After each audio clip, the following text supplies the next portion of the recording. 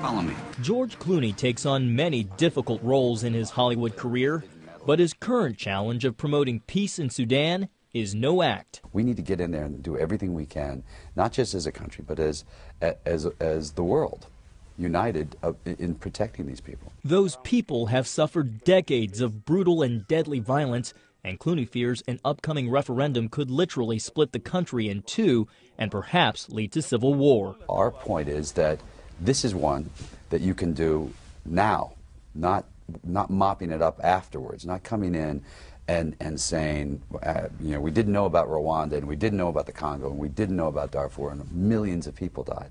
This one we know about. Clooney and human rights activist John Prendergast, who co-authored the book The Enough Moment with actor Don Cheadle, just returned from a week-long trip to southern Sudan.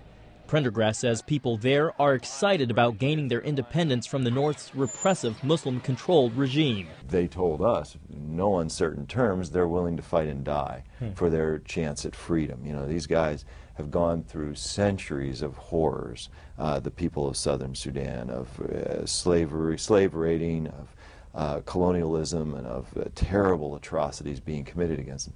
They finally are almost to the brink of getting the chance for independence. They're not going to be denied. Clooney took up the cause after first traveling to Sudan in 2006. Since then, he and others have tried to put the spotlight on issues like Darfur, a region racked by genocide resulting in the murders of hundreds of thousands and the displacement of 2.5 million people. Honestly, I was late to Darfur. I came in 2006, 2005 really, when faith-based groups, college students, had been talking about it for a long time.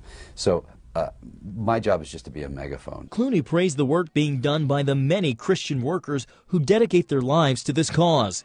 He mentions a 21-year-old American missionary living in a small remote village accessible only by a 2-hour boat ride up the Nile. And you realize that, and she's there because of she's on a mission and she's there working, and you have great faith in her belief, and you have great faith in her, doing what she believes is right. And so I have, first and foremost, the ultimate and utmost respect for everyone who's there, especially these young people, these young missionaries who are there really because they believe it's the right thing to do. And I got to tell you, that's, I come for a week. We got on a plane eventually and left, and they're going to be there with no lights and no electricity, and and a lot of ways to get hurt. And they're very brave. And Clooney says he draws inspiration from Christian missionaries like these who joined the cause to help Sudan.